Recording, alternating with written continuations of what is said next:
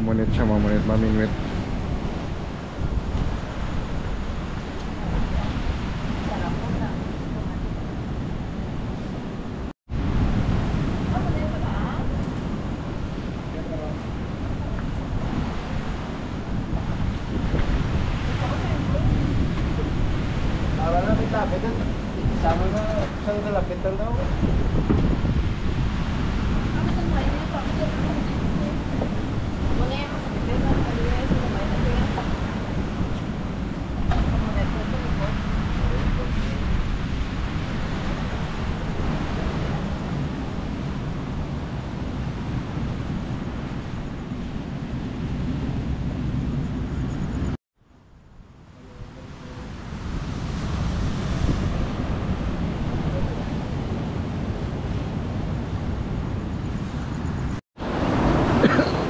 Guys, dito tayo ngayon ulit sa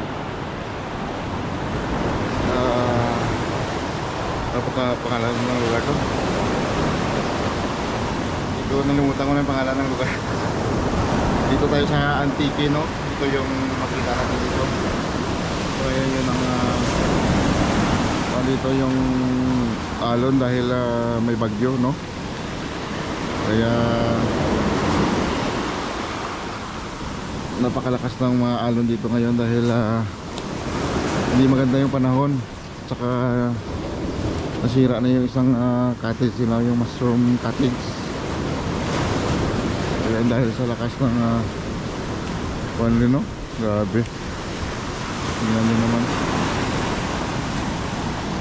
yan. So dahil sa ito dito guys.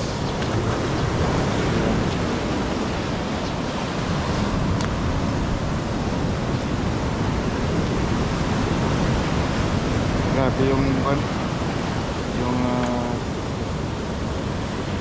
ganda naman ng ng bahay nito.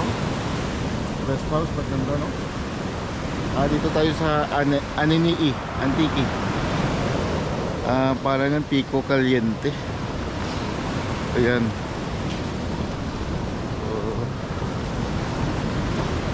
Ayan, makita mo kagabi doon sa madilim na mga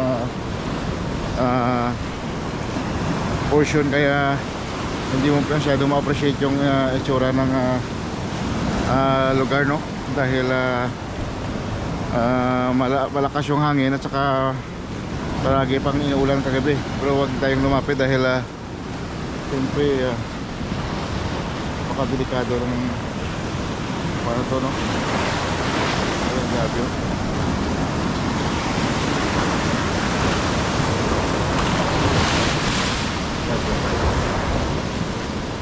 Delikado, huwag tayong lumapit. Laki ng seawall na to, grabe.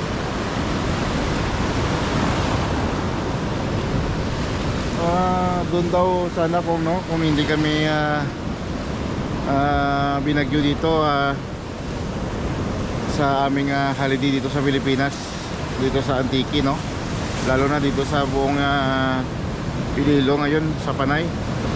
Parang tinamaan ng bagyo ngayon, kaya lahat ng parte ng isla, no? Sa nakapaligiran ng mga dagat, hindi maganda yung mga alon dahil malakas, sobrang lakas talaga sa mga alon. Kaya hindi kami masyado pasyal ng maayos, lalo na yung mga beach, no? Mula nung nakaraan din pumunta kami ng Tigbawan, hindi rin maganda yung mga alon dahil kung magbuting ka, example pupunta tayo sa kabilang isla, hindi maganda dahil malakas yung alon.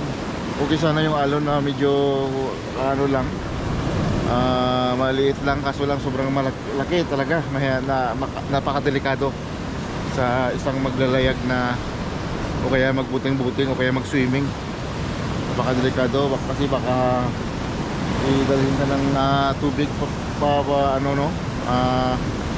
palalim, o kaya ihampas ka ng tubig papunta dyan sa simento.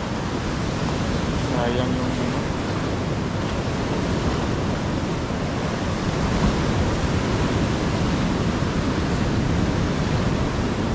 White sand pa naman yun mga ka-ranger, oh.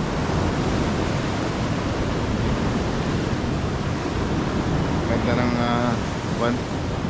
Mamaya magpa-picture tayo dito. Napakaganda ng paligid, kaso lang dahil sa may bagyo ngayon, kaya wala, sira lahat yung aming mga planong gagawin. Hindi limited yung aming mga pan dito, yung aming mga galaw dito, dahil siyempre hindi mo ma-enjoy yung yung weather dahil sa ganito sitwasyon ngayon. Tingnan mo, ulan yung araw ngayon, yung panahon ngayon dito sa aming holiday, puro ulan, malakas yung hangin, tsaka maalon, kaya sira lahat ng mga plano mo, no, na magbakasyon kung saan mga party dito sa isla ng Panay, no.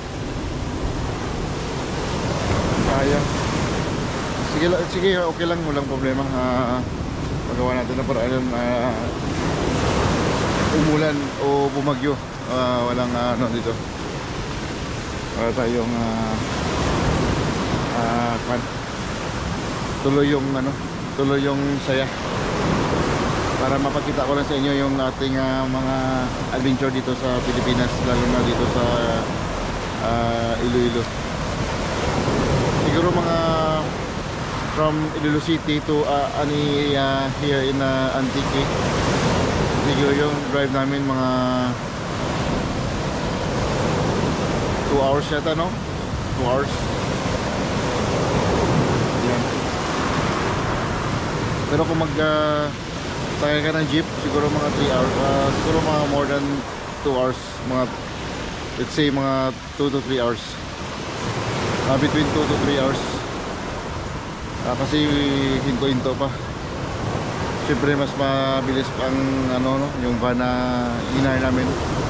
3.5 yung van namin, yung yun ang van namin, 3.5 per day yun. Ayan. So yan.